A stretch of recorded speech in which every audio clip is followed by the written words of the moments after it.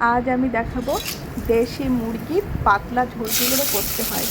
আমি কড়াইয়ে শুকনো লঙ্কা আর একটু গরম মশলা ফোড়ন দিয়ে পেঁয়াজটা দিয়ে দিয়েছি। পেঁয়াজটা যখন ভাজা হয়ে গেছে তখন আমি চিকেনটা দিয়ে দিয়েছি। দেখো, তারপর একটু হলুদ দিলাম, হলুদ নুন দিয়ে একটু নাড়াচাড়া করবো। আর এখানে আছে জিরে আদা বাটা আর কাঁচা লঙ্কা বাটা। ঠিক আছে, কাঁচা লঙ্কা বাটা দিয়ে আমি নাড়াচাড়া করতে থাকবো। দেখো, তারপর একটু জল শুকিয়ে গেছে, একটু, খুব শুকায়নি, একটু শুকিয়েছে। তারপর দিয়ে দেবো, এতে আছে টক দই আর টমেটো তোমার বাটা ছিল, এবার ফ্রিজে ছিল, যেটা একেবারে মানে পুরো বরফ হয়ে গেছে, তা দিয়ে দিয়েছি। ওটা গলে যাবে, ওটা কোনো চিন্তার বিষয় না। এবার দেখো, ঝোলটা ফুটে ফুটে জলটা অনেকটাই শুকিয়ে গেছে আর মশলাটা কম হবে।